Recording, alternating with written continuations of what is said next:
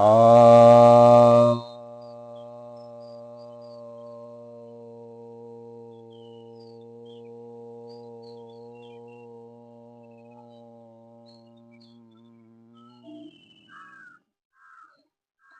सभी भक्तजनों को सब प्रेम नमन। भक्तों, आज मैं आपको चंचुला बिंदु नाम के ब्राह्मण की कथा सुनाने जा रहा हूँ। ब्राह्मण ब्राह्मणी की। बिंदु के वैसे तो ब्राह्मण जाति में उत्पन्न था, लेकिन ब्राह्मण वर्ण का नहीं था।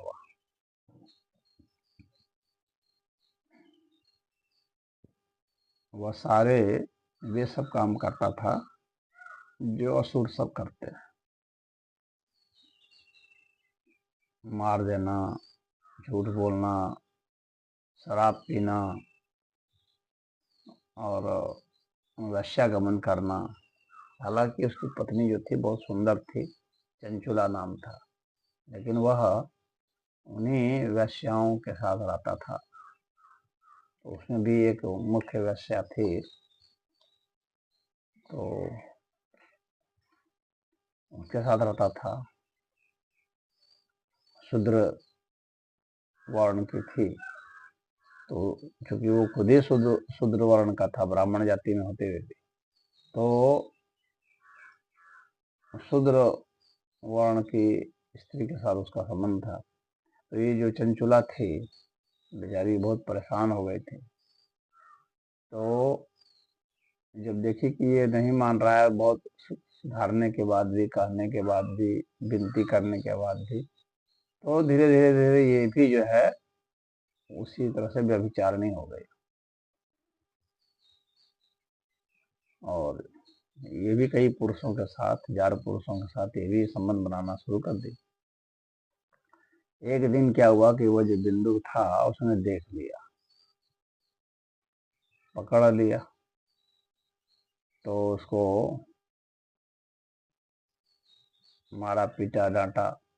तो वो कही कि तुम तो खुद वही काम कर रहे हो।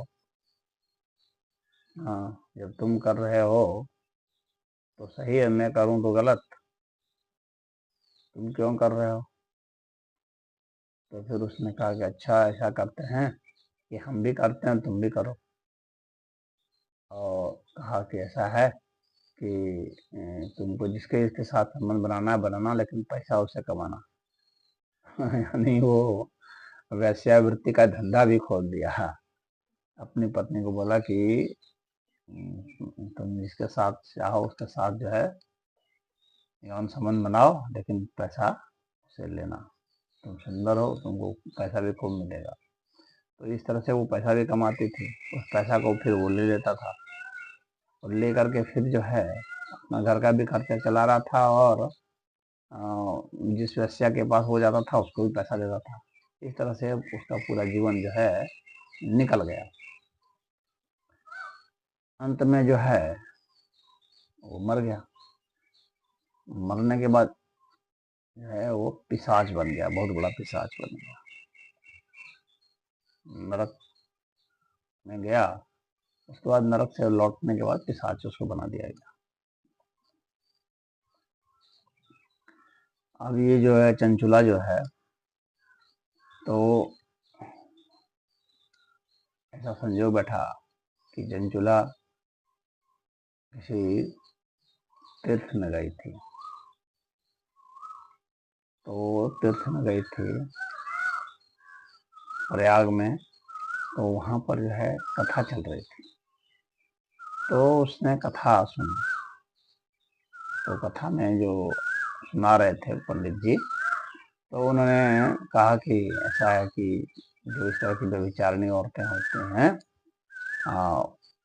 तो उनकी योनि में गरम लोहा यमराज दूध सब दाग देते हैं सजा देने के लिए व्यभिचारिणी औरतों को। अब उसको तो बहुत डर लग गया। आप जब भी देखेंगे, गरुड़ पुराण अगर पढ़ेंगे तो देखेंगे कि इस तरह से भय उत्पन्न करने वाले सारे दंड का उसमें वर्णन है। तो सुन करके आदमी के रोंगटे खड़े हो जाते हैं, आदमी बहुत व्यथित हो जाता है, उसे नींद नहीं आती है। चंचुला के साथ वही हो गया। वो एकदम सोचती रही कि अरे बाप मैंने तो इतना इतना कांड किया है, उसकी सजा कितनी भयानक होगी, वहाँ मुझे कौन बचाएगा। तो रात दिन ही सोचती थी। तो फिर पंडित जी से बात की, कही कि ऐसी ऐसी बात है, हमने तो बहुत ऐसा किया है, अब मेरा उद्धार कैसे होगा बताइए। तो पंडित जी ने कहा कि पहली बात है कि जो आदमी स्वीकार कर लेता है, तो पहला उद्धार होने का तो वहाँ कर्म वहीं से शुरू हो गया, पश्चाताप करता है वहीं से शुरू हो गया। अब इसके बाद क्या है कि जब महाशिव पुराण का तुम श्रवण करोगी, मनन करोगी, चिंतन करोगी, तो निधि ध्यासन जो होगा तो उससे तुम्हारा उद्धार हो जाएगा। तो अब वो वहीं बैठ करके अब पूरा सब जो है महाशिव पुराण की कथा पूरा सुनती है, उसके अनुसार से जीती है। स्नान करना, ध्यान करना भगवान शिव का, माँ पार्वती का, इस तरह से है। वो नित्य जब तब में वो रम गए, पूरे अपनी गृहस्थी सब भूल गए।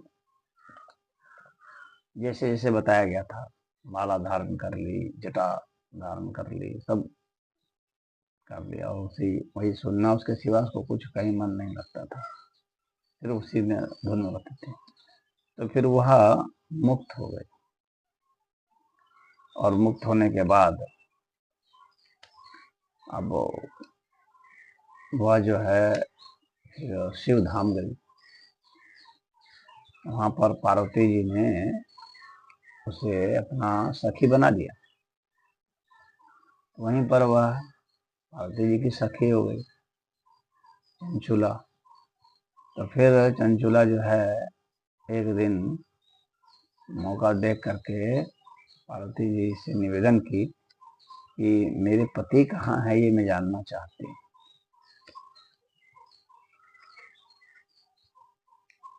तो वो बताए कि तुम्हारे पति जो हैं वो मरने के बाद नरक गए, और नरक होने के बाद फिर पिशाच हो गए।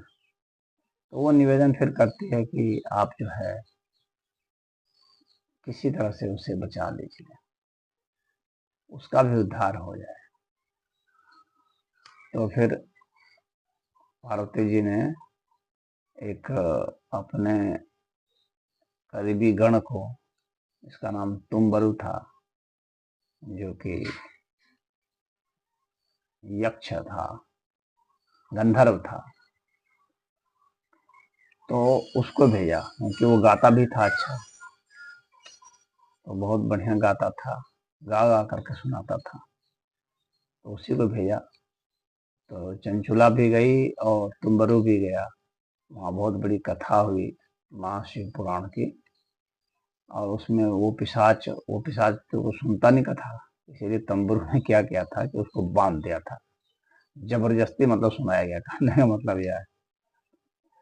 तो जबरदस्ती जब वो कथा सुना, भाई सुनता रहा, कुछ तो सुनता ही होगा, तो उतने से वो अभी उसको भी रस आने लगा। तो फिर धीरे धीरे धीरे धीरे वो पूरी कथा सुन लिया, और फिर वह भी मुक्त हो गया। तो वह भी वहाँ शिव धाम को गया, और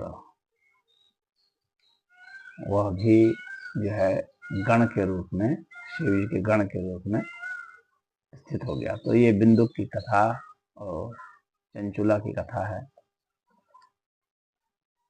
इसमें महाशिव पुराण का महात्म्य का वर्णन है। तो महाशिव पुराण की कथा को इसी तरह से जो सुनते हैं उसके अनुसार जो है ध्यान लगाते हैं, जप करते हैं, पारण करते हैं, तो और दूसरों को भी प्रेरित करते हैं, कथा दूसरों को भी सुनवाते हैं, तो ये जो शिव चर्चा होती है, तो उस तरह से उसका जो भी उद्धार होता है, औरों का भी उद्धार होता है। यही इसके कथा के रहस्य के विषय में संक्षेप में मैंने आपको बताया। हरि ओम।